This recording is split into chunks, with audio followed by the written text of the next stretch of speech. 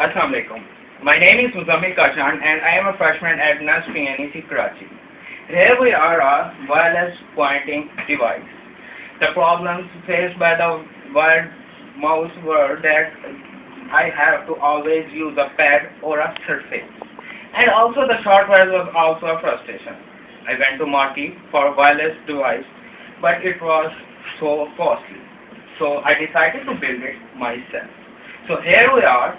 This is called receiver of my mouse and so what called robot.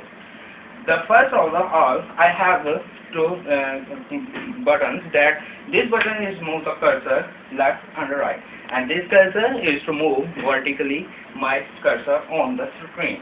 Here we are the left and the right click for my pointer on the screen. This is a device which is operated with an adapter of 3 volts. So here we are. We can move the cursor on the screen by this robot. The pointer is moved only by 2 buttons. The one is for up and the down, and the other one is to move it right and the left. So here we are. We can click. We can make any click by using these 2 buttons. So we can also move to the start point, and we can make anything we want to make from a wired mouse. So this is the best replacement of the wired mouse. So here we got what's called the paint. We can also make such things, drawings, which were mostly used, we have to use a mouse for it. So this is what called, we can replace the mouse with the only one robot. So I am using this robot, and we can make any drawing without any the wiring or the pad surface. So you can easily see that I can also handle the whole the cursor, the whole pointer, and even the dispenser on the paint without any using wired mouse.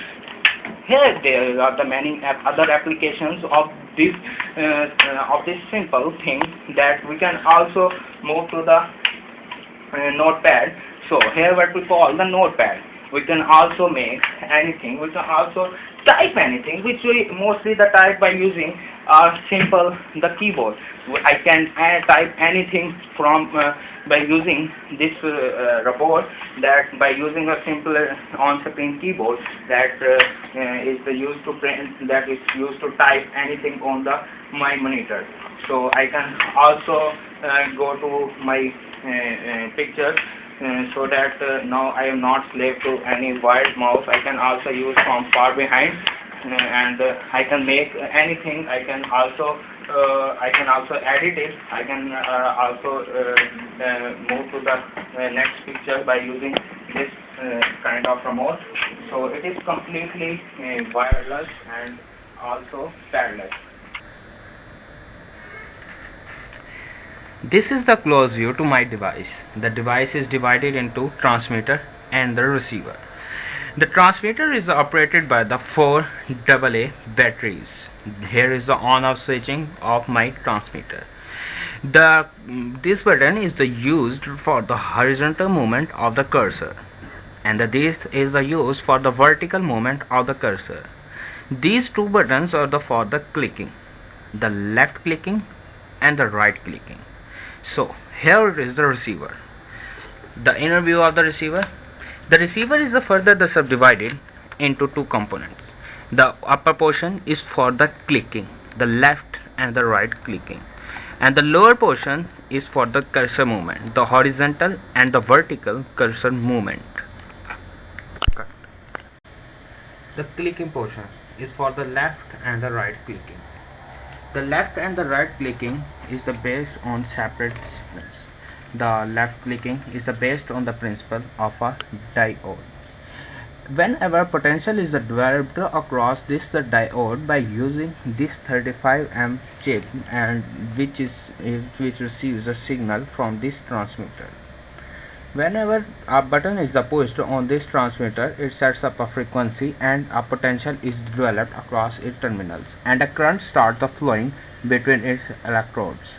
This flowing current acts as a switch for my mouse, the left clicking. But the right click is much different.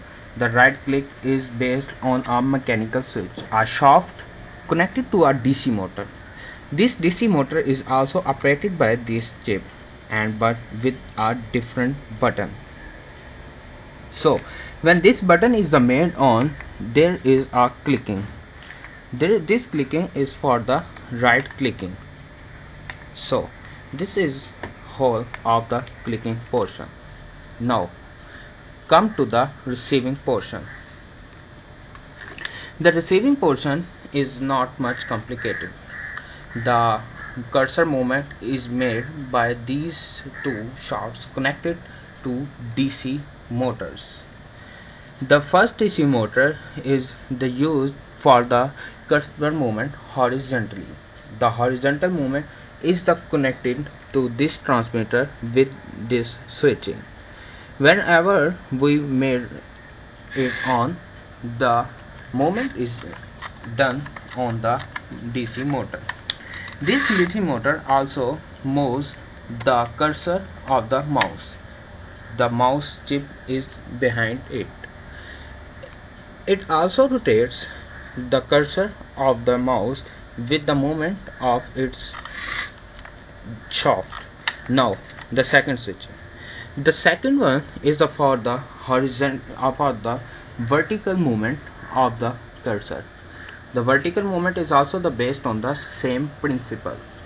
This switch is used for the vertical movement of the cursor. Whenever I made it on, there is a movement in this DC motor. This movement is also transmitted to the cursor. There is a small cursor movement whenever I push this switch.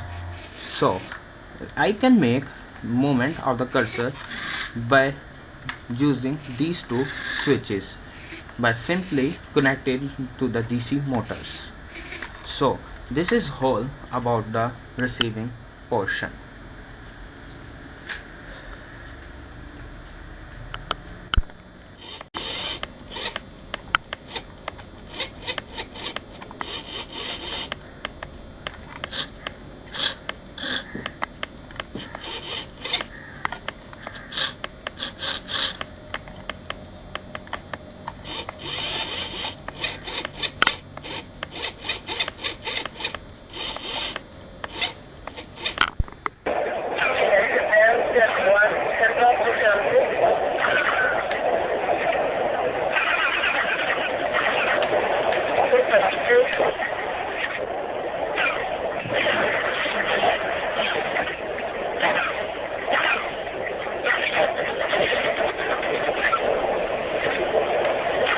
Okay, man, 10-1, 12,